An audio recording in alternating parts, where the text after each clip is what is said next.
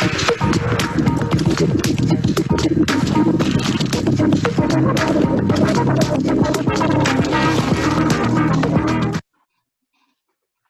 it going, everybody? Ladies and gentlemen, girls and boys, we have episode 4 of the Ock Cast podcast today. Today we are joined by Conor McMahon, Ock cousin, as I come to know him by. A good man. We're very excited. But first, we're going to read one of the top comments from the Paterno video still. It's from Andrew Abrons. It says, "Too much handsomeness in one video. I can't take it." Thank you, Andrew. We appreciate that. Comments like that just keep us going. Yeah, exactly. That's just what fuels the Ock Cast, dude. We don't need money or anything. I mean, we could. But anyways, Conor, how are you doing, buddy? I'm great. I'm really excited to be on. Thank you, guys. I don't blame you. The Mr. Flanagan video. Yeah, Flanagan video popped off a little bit. Well, I'll have to step up a bit then, huh? All right, we got to do something crazy then, dude. What do you have in mind? What do I have in mind? This is your podcast. Okay, so I want to start this off on – so this interview is in your hands. You go either way. So we're going to start it off like that. Have you been keeping up with the Ock Casts? How have I been keeping up? I regret to say I've been out of touch in recent days. Gabe, end it.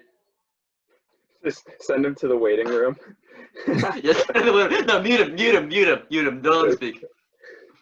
Will you keep up with the Ock Cast after this? I 100% intend to keep up with the Ock Cast going forward. I will hold you to that, man. So how have you been, though?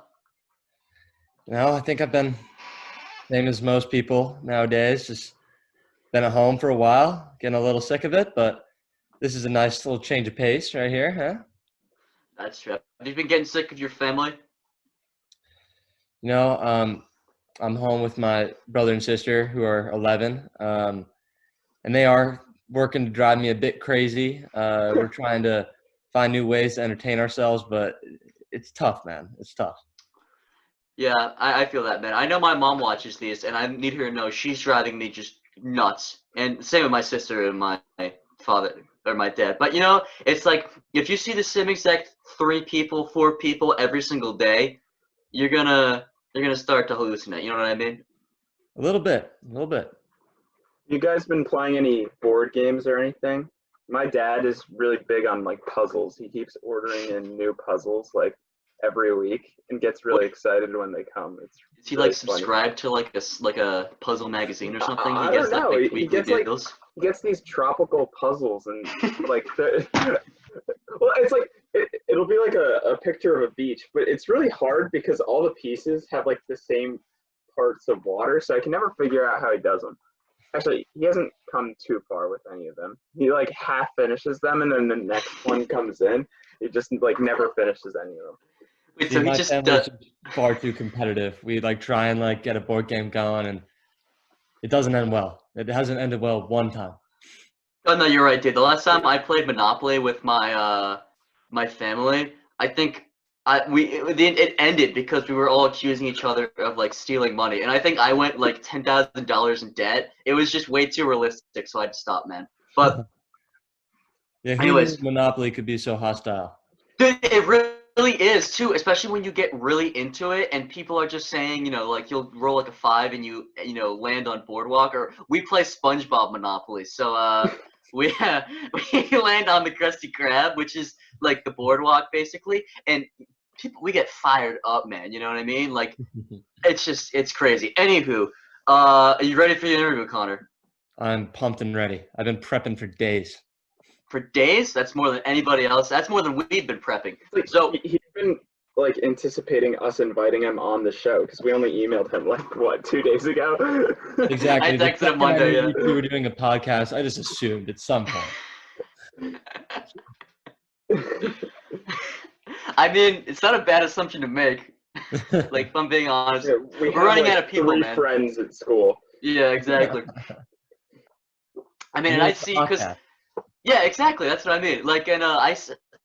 Thing is that I see you 2 times a week right now, and I haven't seen Flanagan and Lisa or Paterno in so long. So this is just kind of oh, hey, I've seen you the other day. You know what I mean? Yeah. Okay. So this is the question. This is, I think, the most burning question that we all have. And I gave you time to prepare for this one because I knew you'd need time. So why do you wear the same exact football jacket everywhere you go? Do you not have any other clothes? It's a nice jacket, I'll give you that. But why? Well, thank you, Sean. That was a great question. Thank you for asking it.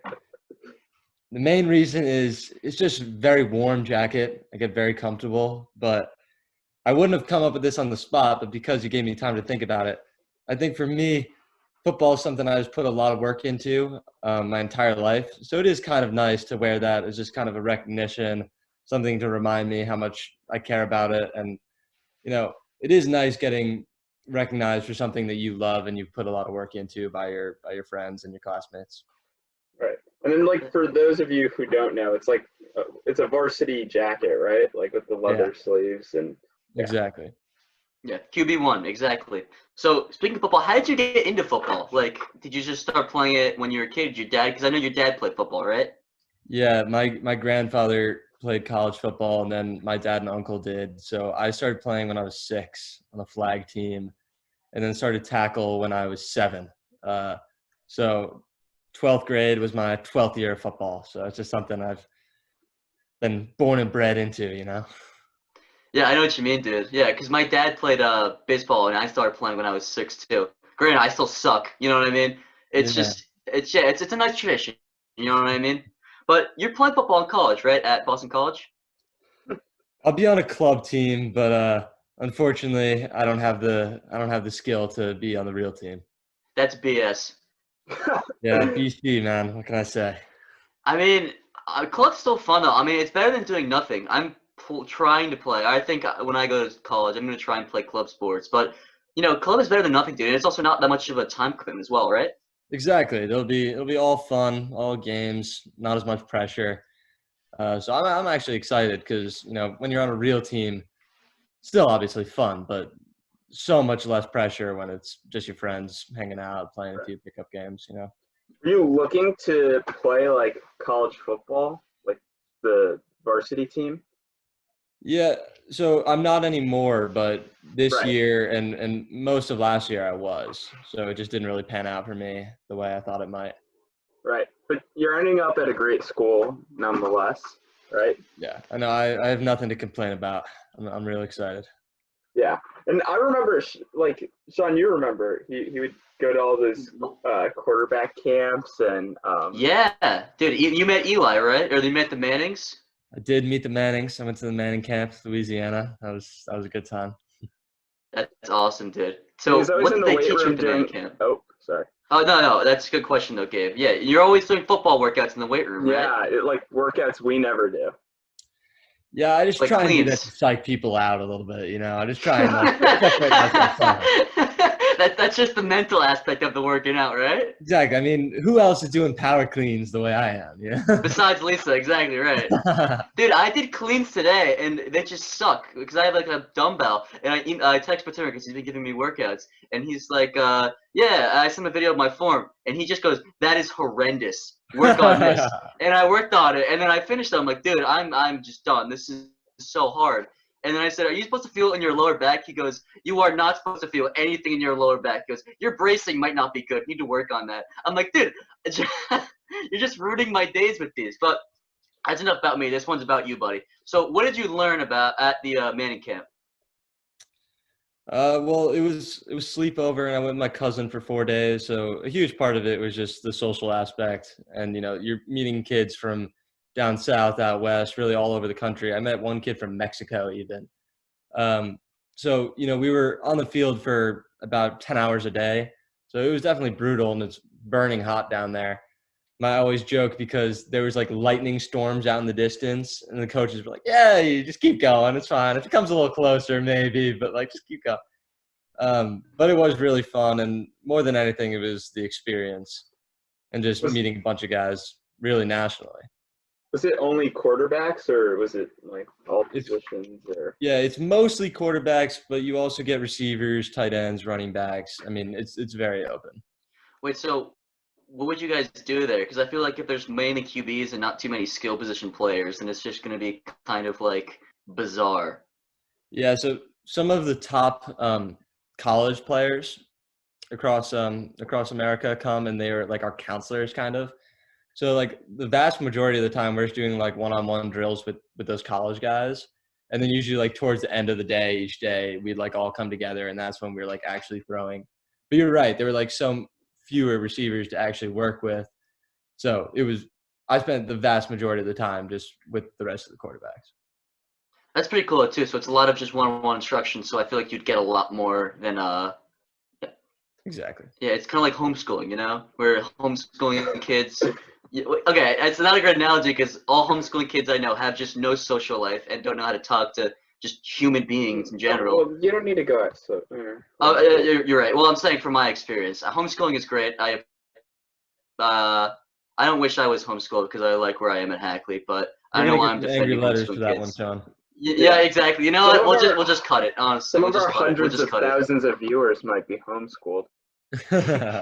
You know what? Let's just not cut it. That was whatever. Anyways, so going back to college with you, Connor. So do you have any idea what you want to study at BC, or is it just kind of like you're gonna go in there and feel your way around? Yeah, to be honest, I just see myself kind of feeling it out now.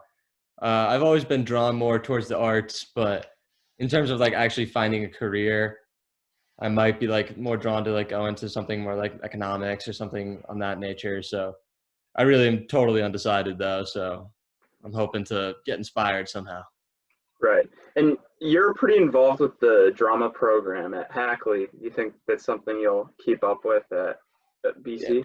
Yeah, it's obviously a lot bigger scale at BC, and you get some really serious people in the program. But I'm hoping to find a way to stay involved somehow. Like I feel like a bunch of the things I did at Hackley, sports, acting, I'll try and find in like some capacity in college. It might not, translate exactly the same, but I definitely do see myself like taking a few classes, seeing if I can get involved in other ways. Yep. And you try new things in college as well too, because that's how Paterno found theater. Did he really? Sorry, I forgot you didn't watch the first episode. Yeah. He hasn't watched the first All right, episode. I have to go back. Okay. I'm sorry. You caught Okay, me. but we'll just tell you anyways. So basically Paterno, when he went to college, he was like, I guess he had a lot of free time, so he was like, oh, I'll try something new, and he joined the theater club. And he was the only, or not the theater club, he joined theater, and he was the only kid who was not a drama major that was in theater. And it was just thinking about him in like tights as Peter Pan just makes me giggle, man, honestly. Oh my God. That's hilarious. So what?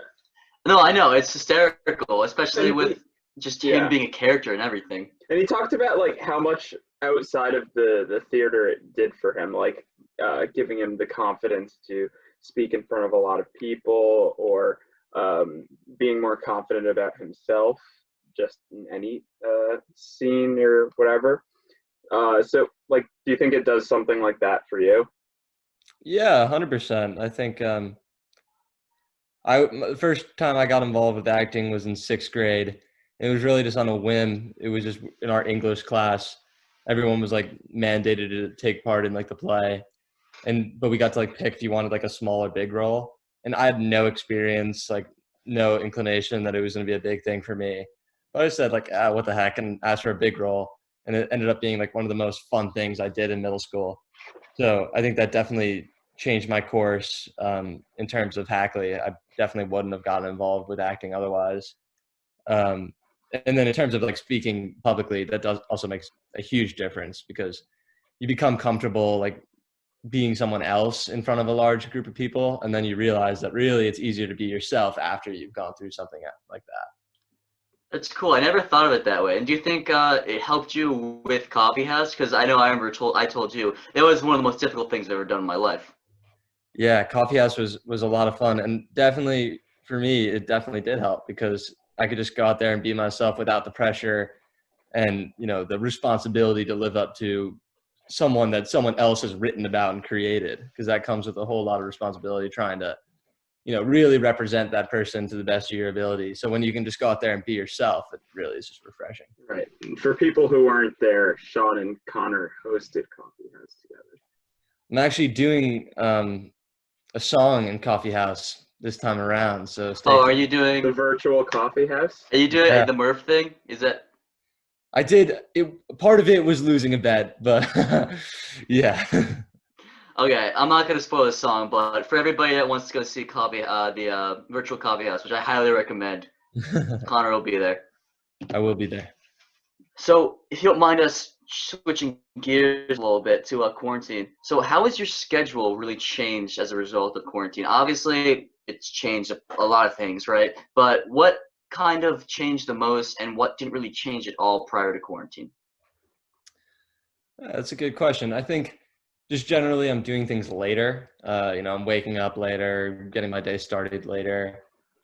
But I guess what hasn't changed is I'm still trying to do the same things I did on a normal schedule. Like you still have like the work you need to get done for the senior project. I'm still trying to dedicate a few hours a day at least to putting some work in, whatever that may look like. I just still try and work out, so I try and stay true to what I would be doing with Hackley, but it is nicer not, because I would get up at 6 a.m. to shower and drive to school. So the commute time has totally just been opened up.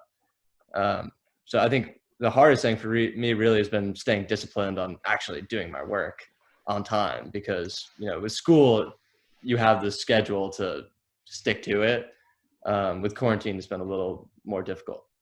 Yeah, and also with it being senior year and it's senior spring, and it's just kind of like there's not really too much motivation for seniors to do the best work at this point. It's very true. I mean, I'm not saying that's what I do. I hand in, Mr. Richardson knows everything I do, A+, everything I do, great. But for other kids. Sean, we all look up to you, buddy. Oh, my friend, I know that. I just need to hear it. Thank you. You made my day. So, Connor, you mentioned, sorry, Gabe, all you. So could you talk a little bit about your senior project? I'm not familiar with what you're doing. Yeah. So I was in advanced creative writing this year with Mr. Lobko. So I was lucky enough to just figure out that was like something I wanted to keep doing early on. So even before quarantine became a big deal, I talked to Miss Richardson and Miss Casper, and we didn't have like a real idea set up, but it was just going to be something involved with working with Mr. Lobko, a continuation of creative writing. So really that hasn't been affected at all by quarantine. I just was able to keep the same thing. And as part of that, like the create section of the options they gave us. So I've just been writing mostly. And what I decided to do was I'm writing 3 separate short stories and then combining them into like one manuscript of a sort, and they kind of all tie together. So a book. Well, I mean, I don't want to go that far. The way he said it made it sound a lot fancier, Sean. Exactly. That's it's true. a process, Sean. No, it is. You know what you should do? You should take a New York Times bestseller and slap it on there, because basically all books that are out have that on. Do you think that's a possibility for you? I would cross my fingers. I think what I've done so far is definitely the best thing I've ever read. So I wouldn't doubt it. Do you think you'll get it published? But it's like a Penguin Publishing? What's going on here? I mean, I really haven't thought that far in advance. Just starting with, having my family read it, and then maybe send it out to some friends. If it's well received, you never know. Well, that's happened with the podcast, That's what me and Gabe been doing. We send it out to our family.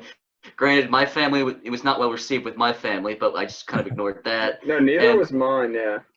Well, I just kind of got I was like, you guys like the podcast? I just kind of got so it was just like, all right, thanks, Dad, appreciate it. That's so sad. No, I'm kidding. None of them actually watch this. They don't have the time for me. All right. So if we can backtrack a little bit, so you said you work out during quarantine. Could you? Because all right, I'll let everyone know. Conor is also an Ock, as I said before, so he works out with me and Gabe, Flanny and Paterno, Lisa, all of us. Lift heavy things, put them down. That's just the way life is, right?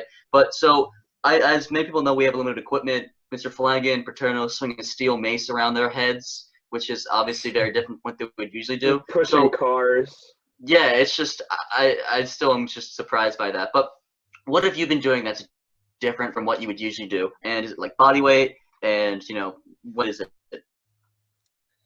Yeah, it's definitely a lot more condensed in what I can do, which is kind of like a theme, I guess, with quarantine in general. But yeah, a bunch of body weight. I have dumbbells, so I use those. A lot of core days. Trying to get ready in case we do have a summer season.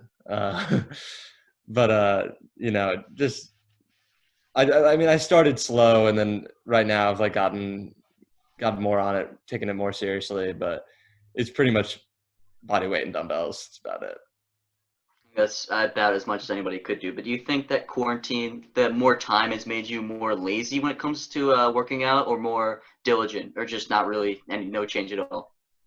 Definitely in the beginning, more lazy. At the start, I took several bad like weeks off, but then once I've gotten back into it, it's like anything else. Like once you start going and you get a rhythm with it, you don't really have as many excuses. And it's something that, funny enough, as you guys know, it feels good doing it. So once you get back in the rhythm, I think it's one of the things I like about my day. That's true. And Paterno and Lisa and Flanagan, they all said this, and I agree 100% with it. It kind of schedules your day too. You organize your day around working out. So like when you eat, when you do other things, it's all kind of like it's a routine at this point. And I think it really helps out people. Yeah, exactly. Cope through quarantine, stuff like that. But is there anything else you've been doing during quarantine? Like, have you been reading more besides your short stories? Which, if you want, we can promote them on the Ock Cast. Yeah, as we're, long we're as you still pay looking us for handsomely. sponsors. That's what I mean. How much would you be willing to give us to? Well, I feel like it's up to you to come up with like an asking price. Well, I mean, dude, we have like 10 subscribers, so you can kind of. But $1 per subscriber. How about that?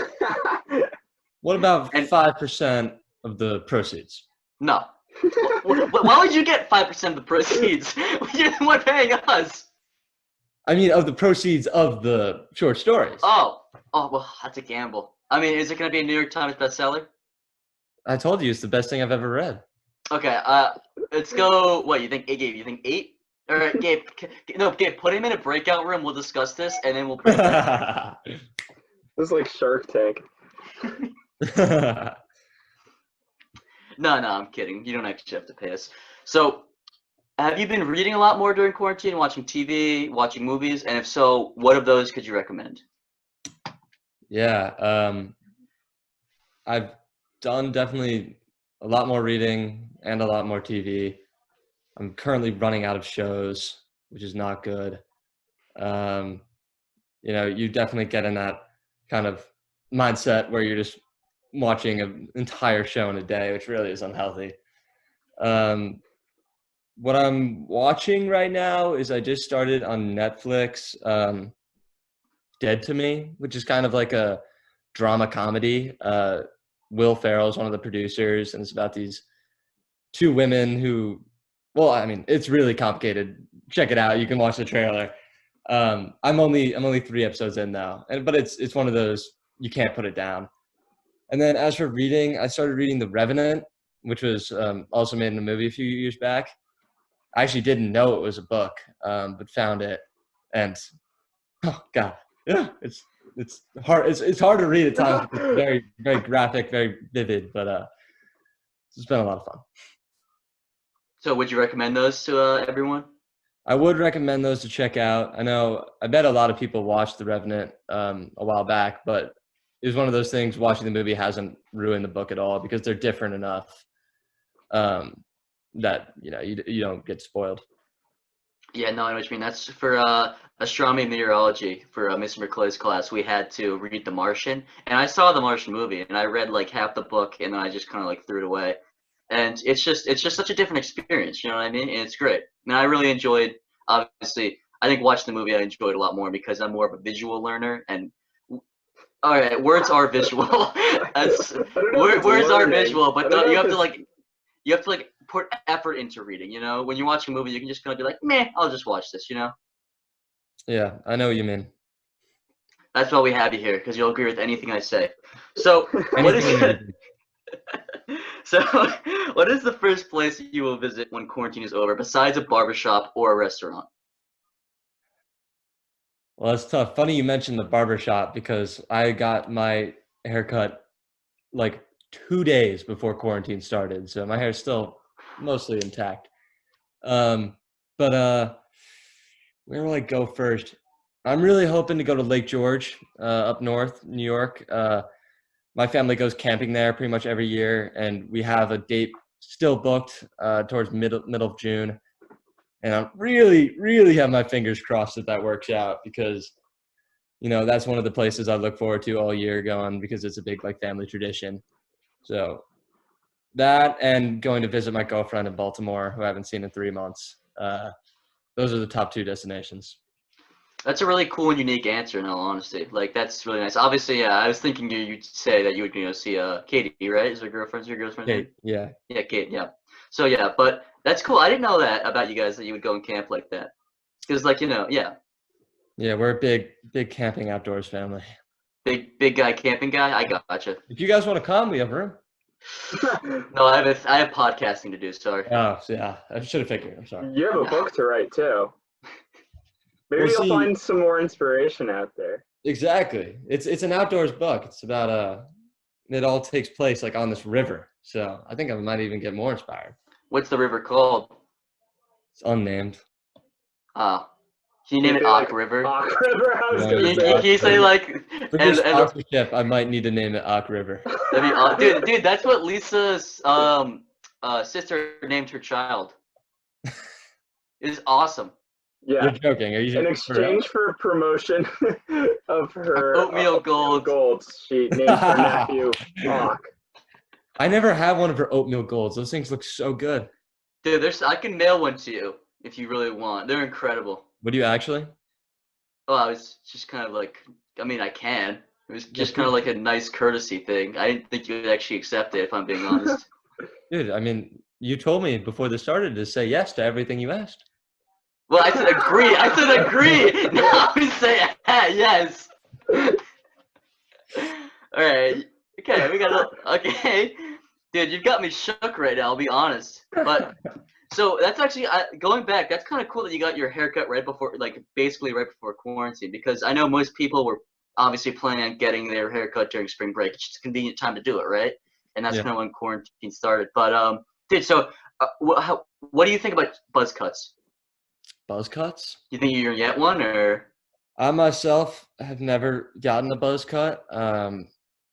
I'm not sure if my girlfriend would allow me to get a buzz cut. Does she but- own your hair? I mean, in a sense. I mean, I have to run everything by her. Sean belongs to no one. Gabe, that's not cool. What? Well, I'm saying you got your hair buzzed, and Well, I mean, despite what people said, no, or I know. thought of it. Dude, what was I gonna say? I don't have TikTok. Well, I have TikTok just so I could. It's a long story, but I'm not a supporter of. Oh yeah, while we're on TikTok, I don't want to get too political here, but Connor, what's your take on TikTok? I myself do not have a TikTok. I know that it is a big thing nowadays, but I feel like it'll be one of those things that just kind of takes the world by storm for a little bit, but then kind of passes. I don't know. It is a bit frustrating to be one of the few that isn't involved and then have it be such a big thing for other people. But, I think, I don't know. I refuse to get involved. I feel you. I'm not on TikTok, and my friends are always like, "Can you just make a TikTok so I can send stuff to you?" I feel like there's part of me that's like too stubborn to actually download it and make an account. Like I feel like it would be a failure for me to give in. Yeah, you know? exactly. It's too late now, dude. Honestly, it's way too late to even get involved. And Gabe, that's just Exactly. Pat. That's just Pat. Pat just wants us to make it. Our friend just wants us to make a TikTok so we can like his TikToks. That's the only reason he wants that. No, not just him. I have other friends who've been like, just. Well, I've blocked any person who sends me a TikTok. But It's just like once you hold out long enough, it's just simply too late. yeah, you can't give up now. You don't want to go out, you don't want to go out like a loser, you know what I mean? Or like you don't want to be lame and just finally give in. I'm at a loss of words here. But so Connor, TikTok bad or TikTok good? I don't know if I really want to go on record for saying good or bad. But Yeah, what it's I not will that say- simple, Sean. Oh, it's simple. TikTok bad, my friend. TikTok very bad. But What I will say is for me, I don't see the point of it.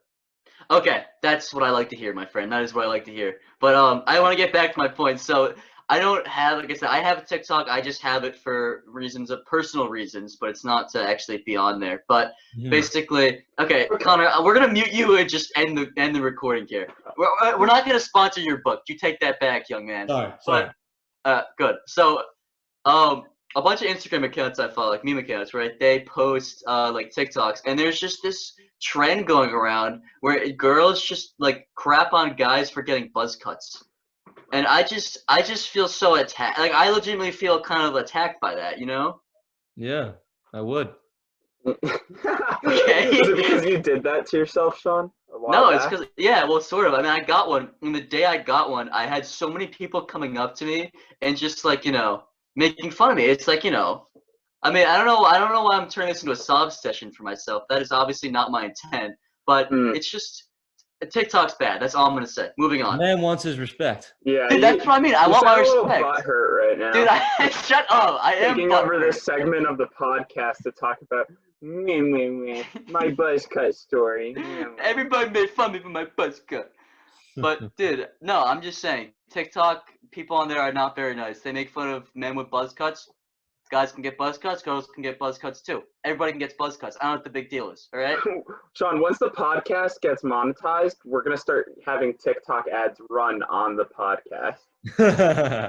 Dude, I'm telling you, we got to be like every single big corporation and get a TikTok and try to appeal to the young kids. Or what if like before we're even monetized, I just start editing in ads like that aren't skippable. Just like like I screen record an ad from YouTube and then put it into our video.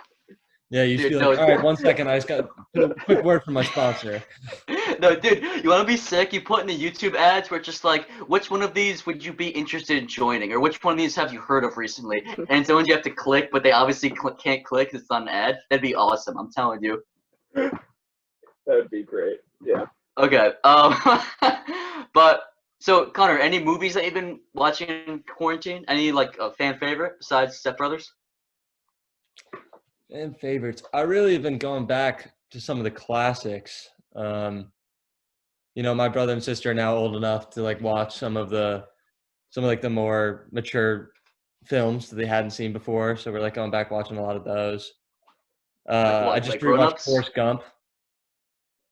Forrest Gump, he said. It's a good movie. It was a great watch. I really recommend. And then, you know what I just watched, which was really good? It was actually a book, which was, I think, don't quote me on this, but I think a New York Times bestseller. But it was, what was it called? Art of Racing in the Rain. It was like told from the perspective of a dog, about like his owner, who's a race car driver. And, it brought me to tears. I'm a big dog guy, so it was quite emotional. That's pretty cool. But was it like the dog speaking English? Because dogs don't do that. No, the dog was the narrator.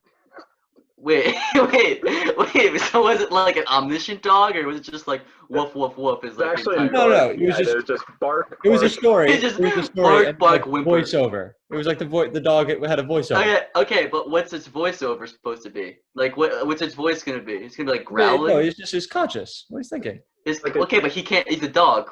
What he's gonna be like? Give me a treat. You know what I mean? It was a German Shepherd, so his conscious was in German. Oh, that makes so much more sense. Okay, yeah. Gabe, thank you for clearing that up. Yeah. Connor, I don't know what the hell's wrong with you. I've never seen that. So. That's cool, actually, though. I could give it a read. Like I said, I'm more of a non-book visual learner, but always it's a movie too. So if you want to, get that instant. You should Sean. You should try audiobooks. I'm a big fan of audiobooks. No, sometimes I have trouble focusing like on the actual words when I'm reading, and like following along to the narrator is a lot easier for me. Well, how are you supposed to annotate audiobooks? Do I look like someone who annotates? All right, let's just cut that out. Let's just cut that out. Yeah, I mean, I don't know, dude. My feeble mind has a hard time listening. I also have the hearing of an 80-year-old. I think that's probably because I used to listen to like music really loud in my ears, and I think I just shot my ears out. So I'm not kidding. I have like it's incredible how bad my hearing is. But like I said, that's enough about me. Let's move on to something else. So Connor, it obviously sucks, but how did it feel to you personally when the entire lacrosse season got canceled? Yeah, so I was one of two seniors. It was me and Liam Murphy. Um, and, for me, I was always more of a football guy than a lacrosse guy. And Liam, it was kind of the other way around. So obviously, I felt for him more than I did for myself. But I think just it kind of hit late rather than soon because I still kind of assumed that, there's still a chance we get back and at least we'd have a few games.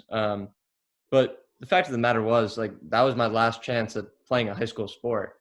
And, you know, even though I wasn't the best player by any means on the lacrosse team, I still think it was, for me, sports is always about the connections you make with your teammates. And it was a great group of guys this year specifically. So I think that's what I'm missing out on the most. And, we don't get this time back. So it really has, I try not to think about it too much, but it definitely hurt having something as important as that be taken away. I think everybody who is playing a spring sport, because spring sports, I feel like going on the trips really makes it more of like a brotherhood, a sisterhood for obviously the different sports. So I feel like it hit everyone a lot harder too. Because obviously football, I was on this team for 1 year and it felt like home for me. It was great. I loved it, and it's just but going on a trip like going to Florida for baseball, or you guys go to Florida for lacrosse, right? Yeah. It's just such a bonding experience, and I feel like just having that canceled. Obviously, you can't do anything about it, but I think it just took morale out of everybody and kind of made 100%. made everybody kind of, I guess, like not depressed, but just kind of like down in the dumps for a week or so. Yeah. So before you mentioned the dog book, and that got me thinking. So Flanagan said that this quarantine kind of got him more closer with his dog because he obviously he's a busy man. He runs a tight ship. His very busy schedule. So he obviously didn't have a lot of time to walk his dog, and he would have to take him out. The dog goes to the bathroom. He's like, I gotta run, and he takes the dog back in. But he says he's been taking his dog for longer walks and doing more with his dog. Has that been the same experience with you? Have you been getting to know Briggs and Shadow more? Yeah. I won't take credit for this joke, but I heard from someone that, quarantine and coronavirus has been the best thing that's ever happened for dogs because just everyone's around for them more often. So, yeah, definitely. I think I spend a lot more time with them. In a normal school day, I leave my house at 6:40, and depending on the day, sometimes I get home at like 7. So that's 12 hours of my day away from them and away from home. So 100%, I've loved being around with them. Shadow's like 8, 9, and Riggins is 1 year younger. So they're not.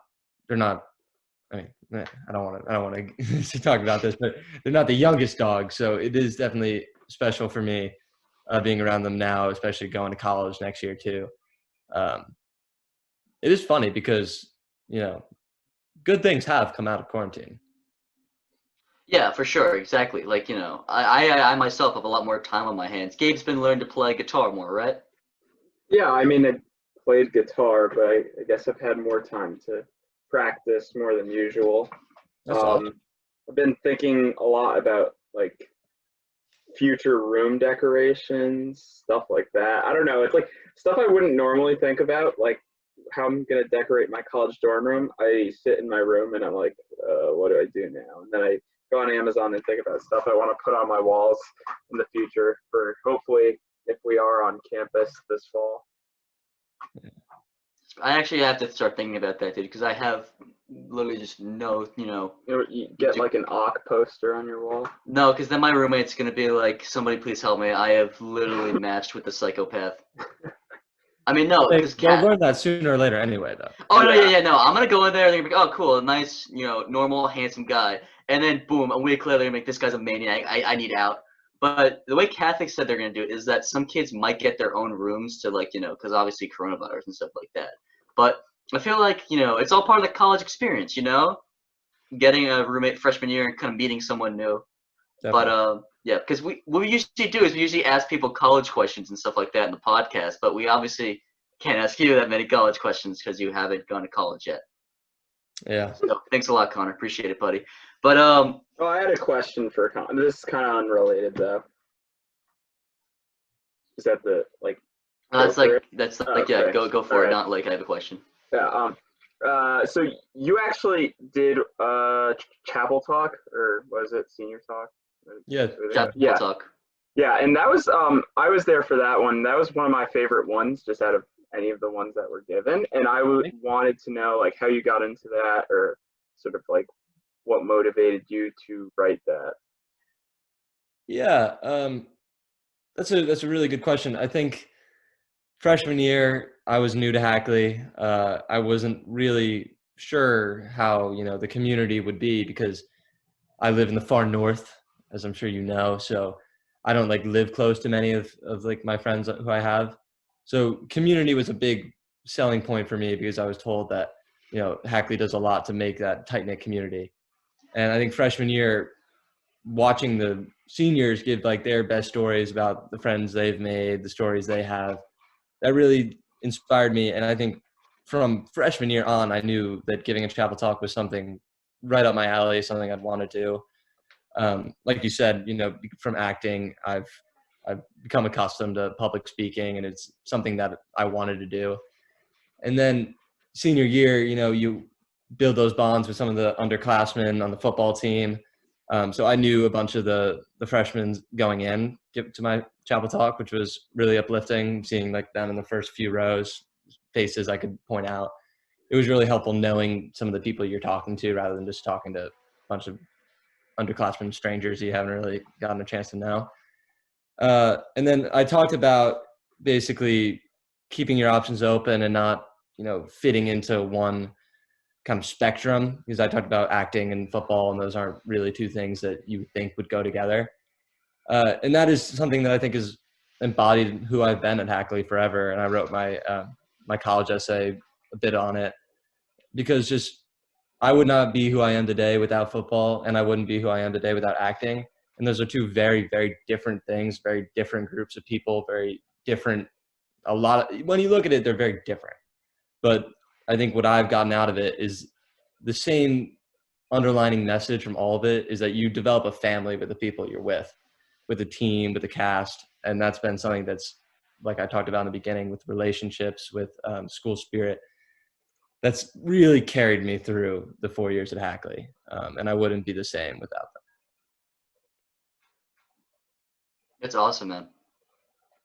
I think I remember I was doing something with a teacher and I got there in the last 10 minutes, but it really was a great chapel talk. Granted, I didn't go to any other chapel talk. Sorry for anybody else, but it was my favorite one. Rude. Well, dude, I'm a busy man. You know that. But so, Connor, this is actually a question that I think is very important, and please do not laugh. But do you think the Ock Cast should be a crucial part of the Hackley curriculum? Is it not already? No, it's not. If you can believe that. I don't think you can take a class in studying Ock Cast at Hackley. Not yet, at least. I mean, you can take like fitness classes and get Ock-y, but you can't take Ock Cast. Honestly, I think for anyone that goes through Hackley, not getting a very tight-knit personal connection with Coach Paterno and Coach Lisa are really missing out. So I do think it'd be something people should get on board with. Right, and obviously you can if you watch the Ock Cast, you get to know him a little bit, and then you see him next year in the fall, and you say, "Hey, Paterno, I didn't know you acted," or "Hey, Lisa, I didn't know you were from Toronto," and that's how you build those connections. Yeah, he's like, "Hey, Paterno, I didn't know you had a barbarian weapon." Dude, I'm still Learn so something new about shocked them every day. Exactly, man. But no, you're right though, because relationships I've formed with people at the school have shaped my Hackley career, and that's obvious. Like, it's like, oh yeah, really interesting one, very insightful, Sean. But seriously, like, especially with Paterno and Lisa, they have, and Flang too, they've guided me to the Ock being the man I become today. I think that's the same with a bunch of other people. Granted, there's been other teachers that I'm leaving out. It'd take a while to kind of go through the list, but I feel like, yeah, exactly. The relationships you form with passions, like I know you obviously have a very strong bond with like Coach Burke, right? And Arnold as well, and like Tribo too, And so, well, yeah. Oh yeah. Also, do you know if there's a Tribo coach at BC? Because I feel like that'd be kind of in your alleyway. I don't know if there will ever be another coach like Tribo. I mean, you could just probably find a homeless guy in the street and pass him off as Trabo, but no, I'm kidding. That is, He's definitely watching the podcast. Trabo, I'm sorry, I love you. That's blasphemous of me to say. That man is just a legend. Yeah. So you have a meeting soon, right? I do need to head out. I'm also at 2%, so we're in dangerous waters. Oh right my gosh, you are just, dude, you're a risk taker for doing that. Because if we just lost you in the middle of this, that would not have been good. But Gabe, do you have any other questions? I was gonna ask what Connor thought of making Ock merch just right before I left. Ock merch? Yeah. That's definitely something I could get behind. I think we don't have enough of that. I know we made the attempt at like the bracelets, but What do you mean attempt? I bought the bracelets yes, and gave you to it. made- That's you not made- attempt. I gave them to people. You're like, Yeah. yeah, exactly. He's like, oh yeah, we made an attempt. What do you mean attempt? I gave them to you. It's not an I attempt. misstepped. Just accept it. I misstepped. You misstepped. Apologize right now, young man. I do apologize. Please do not hurt me. Oh, you know, I would never hurt you, big guy. But dude, other question: would you pay for Ock merch? Yeah. Okay. Oh. Okay. Wait. Finish. What were you gonna say? I think I spoke too soon because I've been hypnotized to say yes, but I would. That is something I would definitely be interested in, Depends on how nice they look now. and the price range. Yeah. Okay, I'm not gonna make it. I mean, I could make. Oh, should we get a Supreme Ock collab? Get all the hypebeasts to be Ock. Actually, I would not like It that. could be something for a senior project, Sean. Dude, that'd be kind of cool. But I've talked to other Ocks. Like, I don't want to name drop, but Lara, she was like, we should make Ock gear. I'm like, yeah, okay, sick. I'm like, would you pay for it? She's like, of course not. It's like, what do you mean, of course not? You could have just said no, but of course not. It's just so much more harsh. And she's the one who suggested Absolutely it. not. Yeah, exactly. It's like I'd rather die than do it. It's like, then why'd you suggest it, man? But Yeah. drop a comment down below if you would buy Ock gear. Even if you're not in the Ock family, Yeah, you're you can just still a fan of buy the it. channel. Like, You can be a poser if you want, you know? It'd be kind I of feel cool. like people who are part or fans of the channel are part of the family. No.